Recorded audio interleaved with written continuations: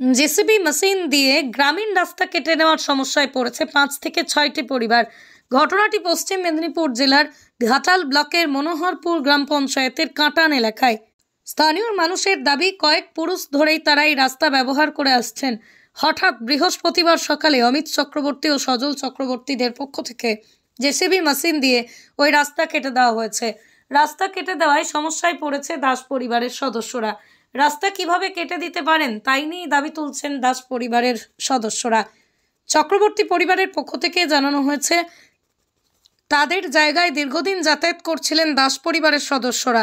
তাদের বাড়ি যাওয়ার জন্য অন্য আরেকটি রাস্তা রয়েছে বলেই দাবি চক্রবর্তী পরিবারের। কেন তারা রাস্তা কাটলেন, এর উত্তরেই সজল চক্রবর্তী জানান, তাদের রয়ত জায়গার মাঝখান দিয়ে রাস্তা তৈরি করা হয়েছে, তাই তারা মেশিন দিয়ে রাস্তা কেটে দিয়েছেন। যদি এই বিষয়ে মনোহরপুর 2 গ্রাম পঞ্চায়েতের উপপ্রধান নজরুল ইসলাম জানিয়েছেন, তিনি গিয়ে দেখে এসেছেন রাস্তা কেটে দেওয়া হয়েছে। পুরো বিষয়টি তিনি ব্লক প্রশাসনের আধিকারিককে জানাবেন, দ্রুত ব্যবস্থা নেবেন। কেন কাটলো এখন বলছে ওইটা আমাদের রাস্তা। কারা বলছে? অমিত চক্রবর্তী। কি দিয়ে কাটলো? ওই কি গাড়ি যে বুলডোজার আসছিল, বাধা দেননি তখন আপনারা? আমরা জানি না তো, যখন জোরে আওয়াজ পাচ্ছি তখন সবাই মিলে বেরিয়ে এসি, তখন দেখি যে চংগুলো বসে না ছিল, চংগুলো তখন উঠানাও হয়ে গেছে, রাস্তা কাটাও হয়ে গেছে। কতদিন ধরে যাতায়াত করছেন এই রাস্তা দিয়ে? অনেক দিন থেকে। আমার তো বিয়ে হয়ে গেল আজ বলতে 25-30 বছর বিয়ে হয়ে গেল, আমি তো যাতায়াত করছি। তারপরে আমার শাশুড়ি মা বলছে তার শ্বশুরের আমল থেকে, তার আবার শ্বশুরের আমল থেকে। কিভাবে তৈরি হয়েছিল রাস্তা? রাস্তাটা মানে ওইগুলো দিয়েছিল, চংগুলো দিয়েছিল পঞ্চায়েত থেকে, আর পঞ্চায়েত থেকে রাস্তাটা তৈরি করে দিয়েছিল। কি করবেন তাহলে এখন, যাতায়াত কিভাবে করবেন? যাতায়াত এখন কি করে করবে, এখন রাস্তা করে দিয়ে হোক তবে তো মানুষ যাতায়াত করবে, মানে কি করে যাতায়াত করতে করবে। কি নাম? কাকুলি দাস। বলছে ওদের জায়গা নাকি। কতদিন এই রাস্তা ব্যবহার করছেন? আমার শ্বশুরের আমল থেকে। কতগুলো পরিবার আছেন আপনারা যাতায়াত করে? হ্যাঁ আছে, অনেকেই আছে, 8-9টা ঘর আছে এখানে, সবাই আপনি যাতায়াত করে। আপনি বলুন। 8-9টা ঘর আছে, সবাই যাতায়াত করে। আমাদের একটু বেশি যাতায়াত করে, আমাদের সামনে বলে যাতায়াত করে। আমাদের বেশি। যখন রাস্তা কাটে আপনারা বাধা দেননি? আমরা দেখিনি, কেউ জানেনি তো। রাস্তাটা কারা তৈরি করেছিল? জব কার্ড থেকে। গ্রাম পঞ্চায়েত? হ্যাঁ হ্যাঁ, হ্যাঁ। তাহলে এখন কিভাবে যাবেন? তো যাবার রাস্তা নেই তো আমাদের। জানিয়েছেন গ্রাম পঞ্চায়েতে? ফোন করা হয়েছে, জানানো হয়েছে। কি চাইছেন আপনারা? আমরা চাই যে রাস্তা আমাদের জন্য যেমন রাস্তা ছিল সেরকম যেন করে দেওয়া। এই যে রাস্তা কতদিন দেখছেন রাস্তা? আমার জ্ঞান হতে, হ্যাঁ, আমার জ্ঞান হওয়া থেকে রাস্তাতে সাঁকো এবং রাস্তা দেখছি। তো সেই রাস্তা কারা কাটলো? কে কেটেছে আমি চোখে দেখি, কেটেছে আমি চোখে দেখি। কতগুলো বাড়ির লোক যাতায়াত করে এদিকে? কতগুলো বাড়ির লোক যাতায়াত করে? এই ভিতরটা অন্তত আর গোটা 6 ঘর। 6টি বাড়ি? হ্যাঁ তাদের যাতায়াত এখন বন্ধ হয়ে যাবে? হ্যাঁ, আর সিধার দিয়ে একটা রাস্তা আছে। সেই রাস্তায় কি ওরা গাড়ি নিয়ে যেতে পারে? গাড়ি মানে সেও এরকম, আর এই ফ্যামিলিটা এদিকে এসে রাস্তা করেছে। এই রাস্তা কারা তৈরি করেছিল? গ্রাম পঞ্চায়েত? হ্যাঁ, পঞ্চায়েত মাটি ফেলেছে জব কাটে। জব কার্ডে? হ্যাঁ। তারপরে সেই রাস্তা কেটে দিল। হ্যাঁ। কি চাইছেন আপনারা?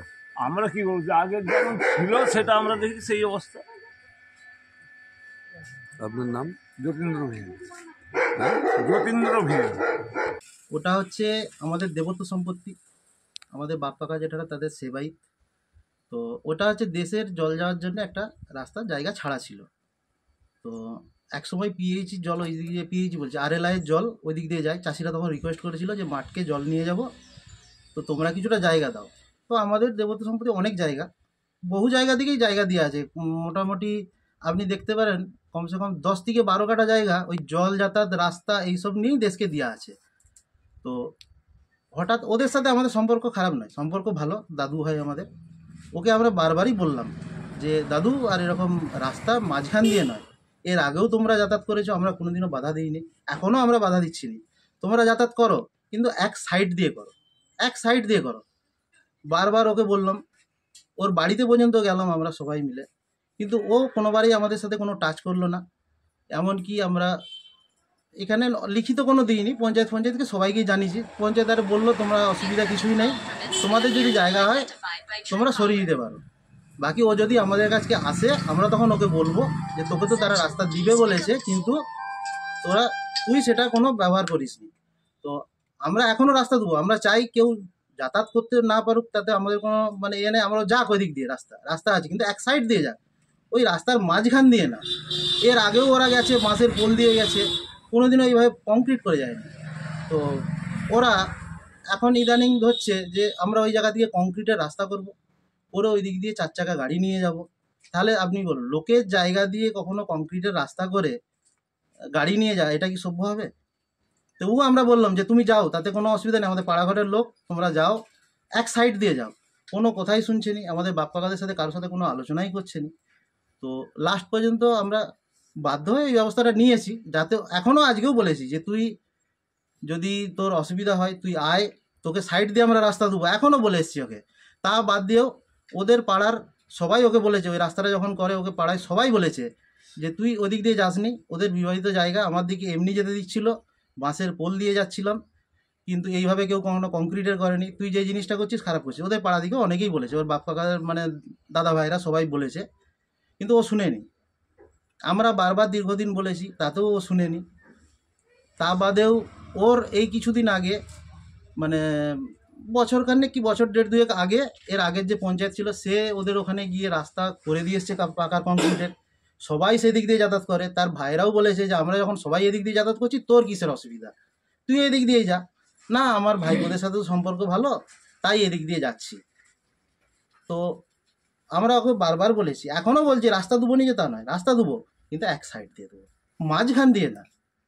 মাঝখান দিয়ে করাটা তো কোনো সভ্য জিনিস নয় না, রাস্তার ধারে জায়গা, এখনও ওই জায়গা ফাঁকাই পড়ে আছে, লোকে মানে দেশের জল যাতায়াত করে, আমরা এখনও কিছু করছি না ওই জায়গায়।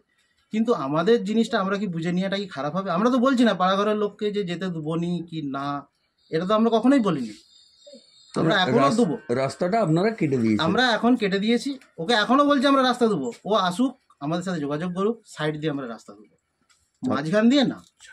আপনার নাম? প্লটের মাঝখান দিয়ে না, প্লটের সাইড দিয়ে আমরা রাস্তা দেবো। আপনার নাম? আমার নাম সজল চক্রবর্তী। বিষয়টা শুনেছি, শোনার পরে আমি গিয়েও ছিলাম ওখানে, যাওয়ার পরে এই সত্যিকারের ঘটনা, এরকম কেটে দিয়েছে রাস্তাটা। তো আমরা পঞ্চায়েতের আইন মেনে আমরা বিডিও স্যারের সাথে কথা বলে যেটা সিদ্ধান্ত নেওয়ার নেব, আইনি সিদ্ধান্ত নেওয়ার নেব।